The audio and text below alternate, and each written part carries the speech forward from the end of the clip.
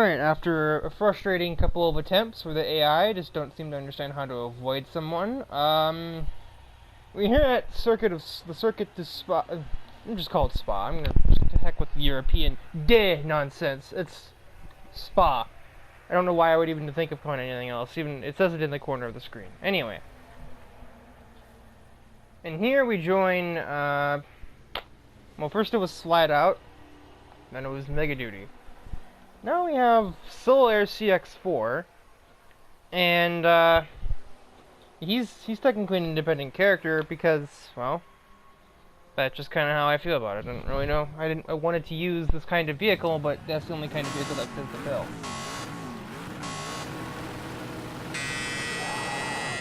I get out of this stupid Porsche's way because every time I've tried, the last like 6 attempts, he's just absolutely demolished me.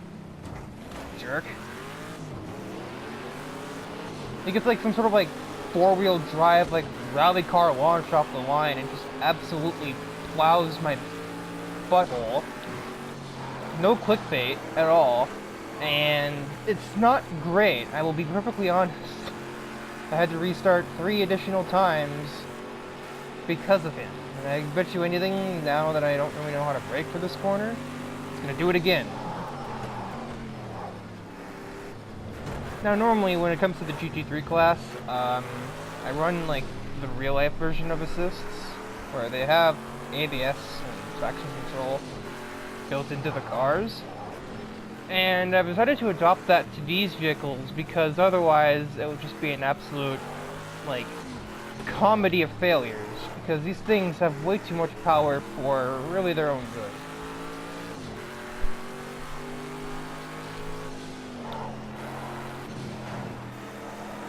I don't remember the numbers on this Mercedes C9. We've seen this before. But in a couple of the original Universe Zero episodes. It's a pretty major factor in... It was a part of one of the Nürburgring Chronicles series episodes as well. Part 6. Where it was driven by XT3, I believe. Because Danny had the Mazda, so... XT3 was to be his opponent in the Sauer C9 Mercedes. But it was also in, what was it like? I think it was 16 or 17, Act 16 or 17, where, we used these vehicles and the different drivers of them were basically supposed to be tie-ins to Velocity Wars at the time, which was, you know, the other series I was doing.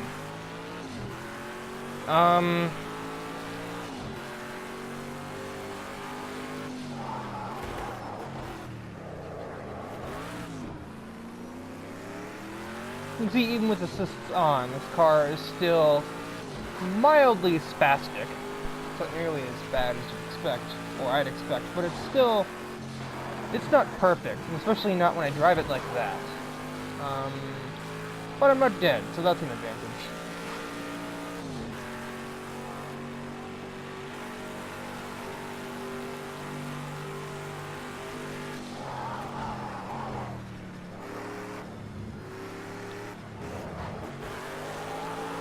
Oh dear.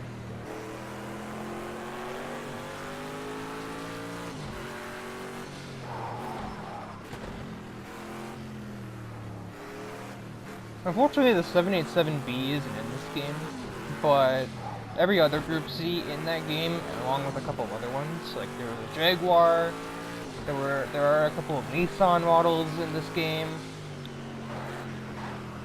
and there's something else. No, there wasn't. There's 9 Group C's. There's this one, the Porsche, the Jaguar, the Nissan. Well, there's 3 Nissans, because there was an old model called the ZX Turbo, which is, like, mindless as all heck, and wouldn't even be interesting. I mean, this hasn't been too competitive, but that ZX Turbo will probably be able to run, like, close to 2-minute 5-second laps. And if this car can do, it's probably at least 3 seconds a lap faster than this vehicle on average. And that's if I did both laps, like, very, very well. Which, I mean, it's not like I've done terrible here. but obviously there's a lot more. There's always more you can get out of a car in a racing game. It's part of the point of driving them in a game like this. Almost always something to improve, whether it's tuning setup, driving skill, or what have you. There's usually some sort of small benefit you can gain from driving more.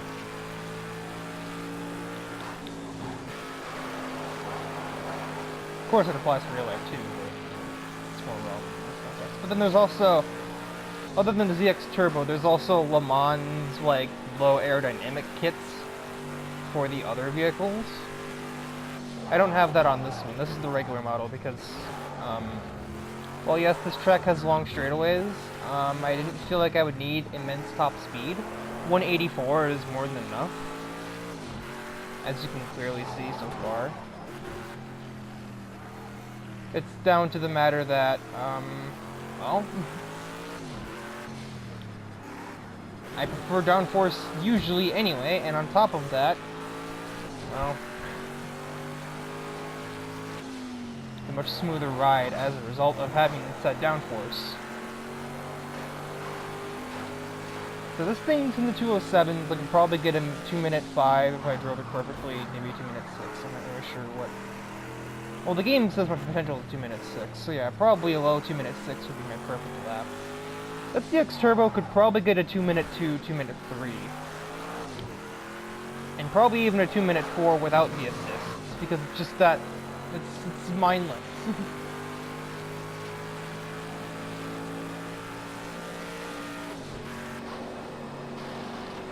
Bumper cam. No more bumper cam. That was not fun to listen to at all. I needed more braking than that. I'm not really showing off the other cameras in this game. They're there, of course. This specific camera makes the driver's head turn into the corner.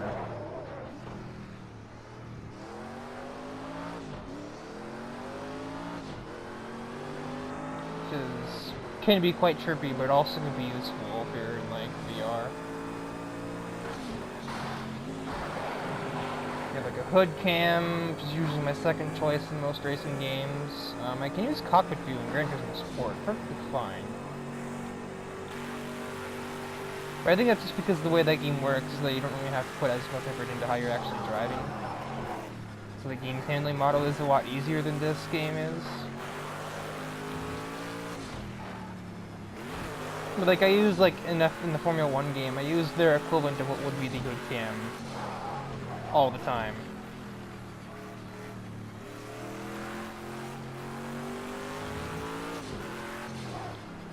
And yes, weather or time progression is still on. Weather isn't on random, but time progression is because that doesn't really affect how the car handles too much. And if it does, it's not drastic enough to where it'd be like goes from pleasant to deadly in like 2 minutes. Plus, of course, these things have headlights too, so it doesn't matter.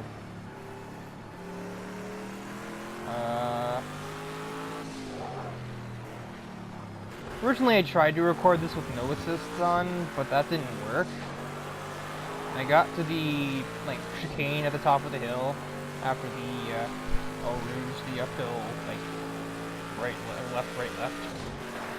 You know, turn 2, the second corner. I got to that chicane and I basically hit the good old self-destruct button. So,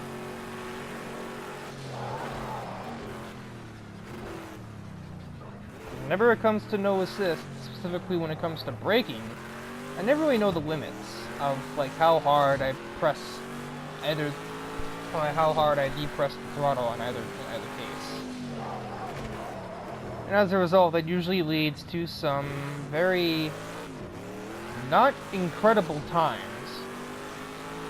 Or, worst case scenario, it leads to a very incredible crash.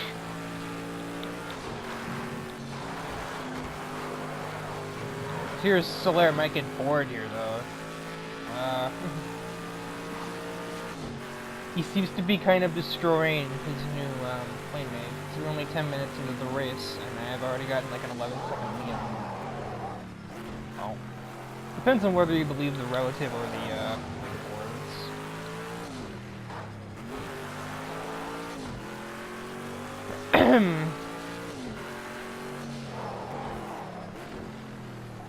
Oh, ooh, nice. Nice apex. It was like a year off of it.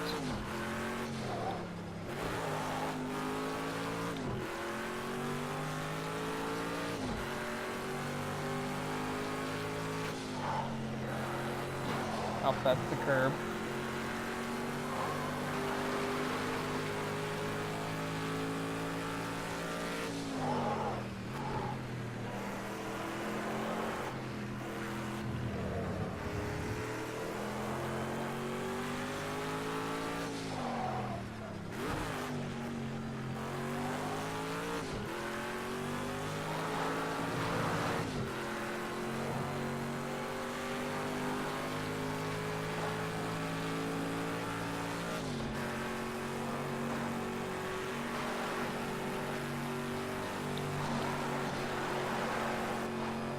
The amount of sparks coming out of the back of this car, I swear. And down to 40. Didn't mean down to forced. Down to first, but okay.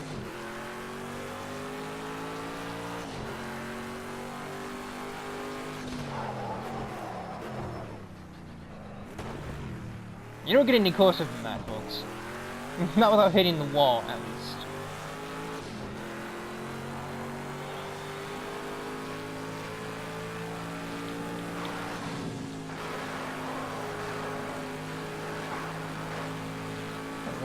Almost perfect.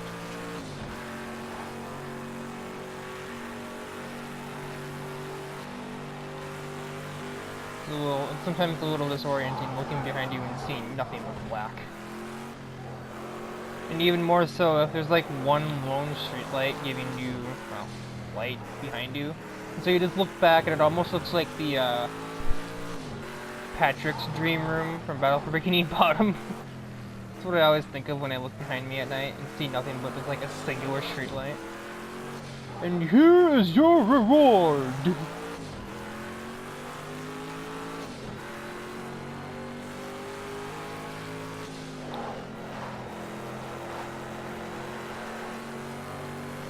Well, there we go. That was almost perfect as well.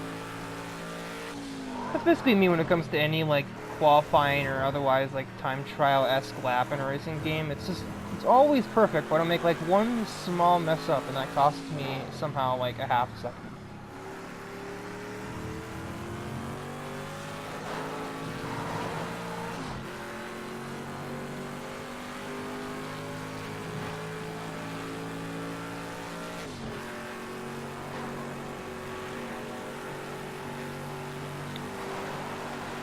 Oh, that was perfect though.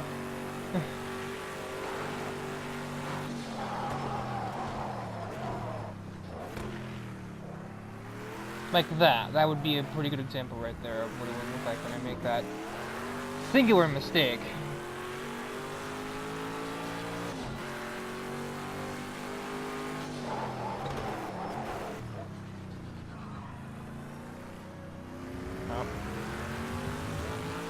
Here, I got out of the way for this lap. Hopefully I won't crash later on.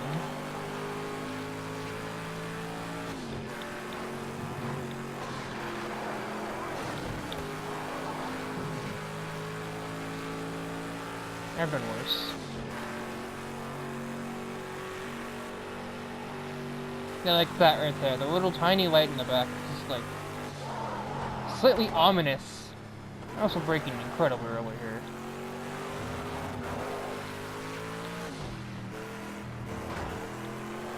You didn't need those cones, right?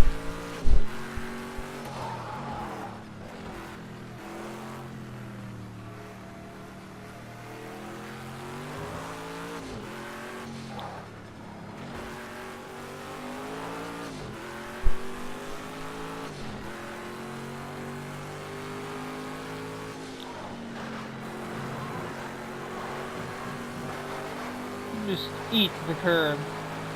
Both of them. Like, little breakfast sandwiches or something. Yeah, let's eat this one too. Oh, we didn't need those cones. Goodbye. Oh yeah, let's hit that one for good measure. And this one. And get a load of this. Just every curb must go. Oh yeah, let's get that one in there too. God. One more time for good measure because I just scratched my head and I chose a perfect time to do that.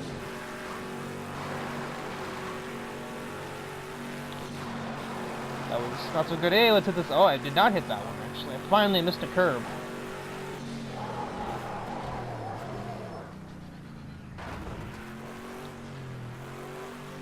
I missed that curb, and okay, I've already broken the chain anyway. Another 2 minutes 7.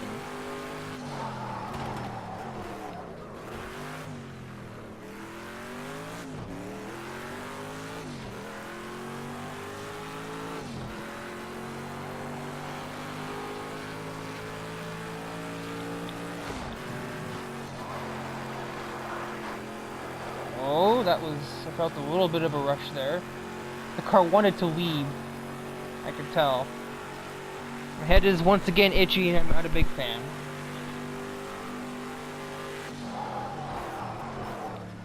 Yeah, that's closer. Oh, we're getting another curb. And this one. Oh, this one doesn't like that. This curb bit back. Ah!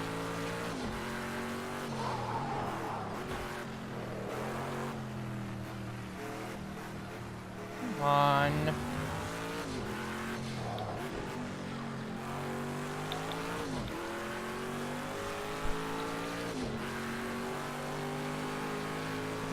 Tap. More curb.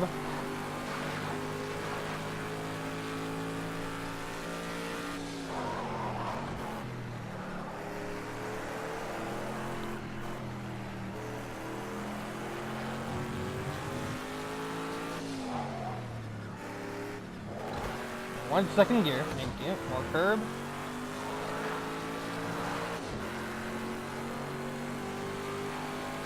Well, this is a track challenge. These curbs would basically be zip strips. Actually, with this color, they'd be like the red, as it were. You gotta try and stay off the red, even though you were on the red for like a quarter or something. That was something I've always found weird about that game, and I always notice this too. But I don't really usually care unless it's a game that kind of supposed to be an environment where this wouldn't make any sense. But, you know, Ryan Storm was a commentator, right? So why does it seem like if he's the commentator of a game show where there are, well, there'd theoretically be like 21 different contestants throughout the course of the show. It's, you know, the original 6, and then 3 get replaced. 3 more get added, and 3 more go at the end of every show. Which doesn't make any sense. It's like a tournament. Where are these other 3 drivers coming from? That's like what it has to be. It's like a tournament where then like the second seed Spider Alley's winners go visit seed 1 and join them at Buccaneer Bay. At that point, that's not a game show, that's a tournament. So by rule of game shows, if you win 5 Slip Track challenges in a row, you get a gold Ford Fusion. It's a family dream joke. But yeah, so if he's the announcer for this, you know, allegedly incredibly popular game show in the universe, why does he seem to only care about you being the player? Like, there are 5 other cars on the track, but he's so focused on everything that you, and specifically you, are doing. It makes sense in the challenges, but in the race, it makes much less sense. Like, you know, he's gonna ignore if power pipes just flew off into space, but God forbid you touch the red anywhere, because he'll be right on top of that. Like, what? In Beat That, it's different because he seems less like an announcer and more like voiceover and or like, you know, almost like personal assistant, more so than he's announcing the competition, because it wasn't really a competition. It just doesn't make sense to me. Maybe that's just me being a nitpicker. I am, after all, a CinemaSins fan, but... I mean, you can't tell me that someone hasn't already had that, had that cross their mind of, why is Ryan Storm, like, pulling an Amy Rose with the player? I do not want 5th gear through here. I have learned this.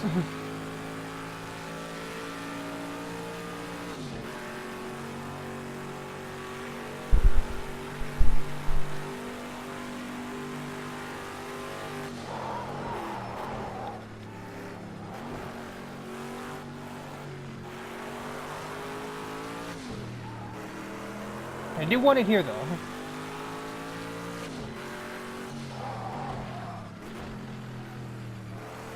Well, I was incredibly conservative, and I still didn't really hit the apex of it.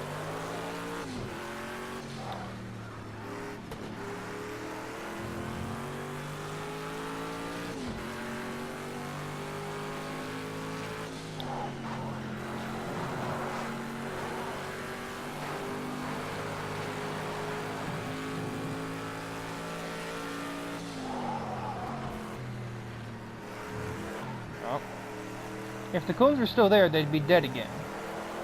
Oh, I got dead again. I'm just full of the references today, aren't I?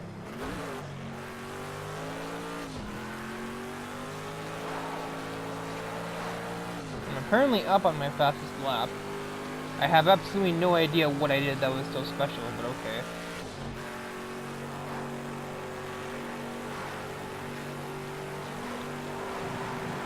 I'm gonna eat that curb once again.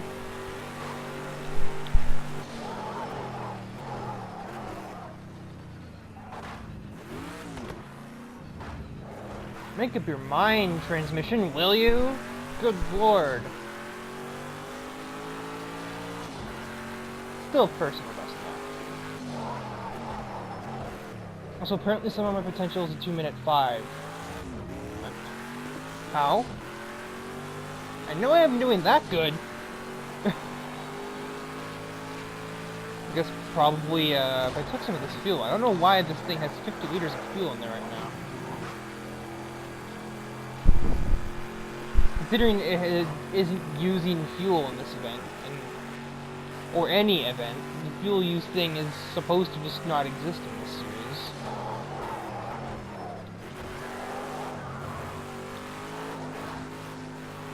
I don't know, as strange as it is that that isn't allowed, yet I have tire wear on, is, yeah, a little inconsistent, I'm aware. But usually it's hardly even been enough to notice that it's been there. Like, the tire wear here, in this situation, I'm still at like 95% tire life, if even that low.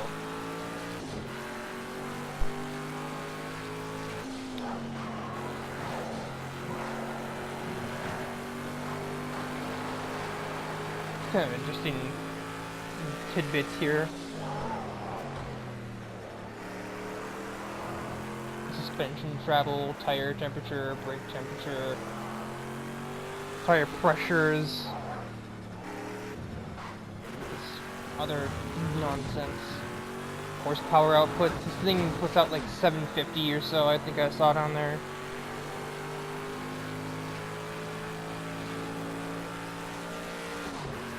$723.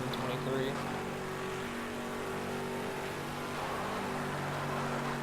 couldn't have done that any better.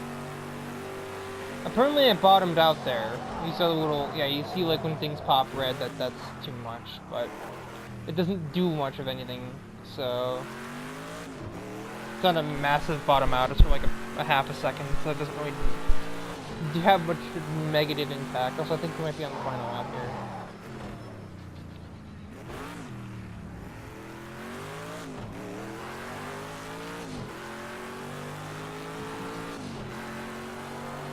I just want to see what this looks like through Eau Rouge up here.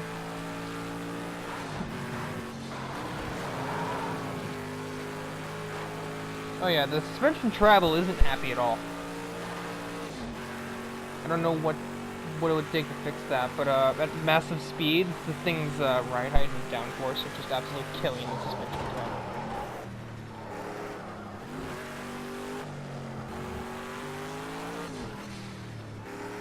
So, you know, assuming that the setup were a problem at all, one thing I'd want to target would apparently be, I think that would be ride height and spring rates. I don't know, I'm not exactly a massive car expert when it comes to the inner mechanics. I can identify them pretty quickly, based on, like, glance of, like, headlights, taillights, or basic body style a lot of times, especially with, you know, your standard fare, like, economy class sedans and such.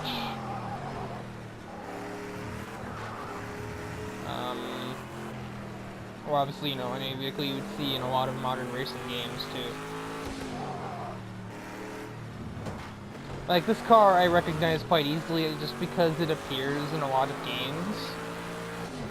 You know, earned the reputation because it was a pretty big thing in, like, 1989, when this thing was, like, actually raced. See in Gran Turismo games, Project Card, Forza, and other different racing sims that I don't have access to because I don't have a computer. I have a laptop, but it's not mine, A, and B, it's, the best it can do is it can run Fusion Fall, and that's really it. And there's the race.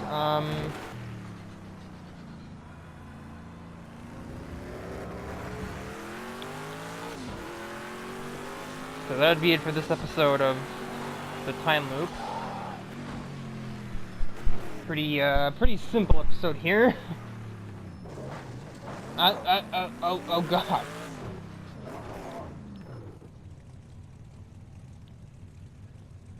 I wonder if I have time to spin the car around before AI appear.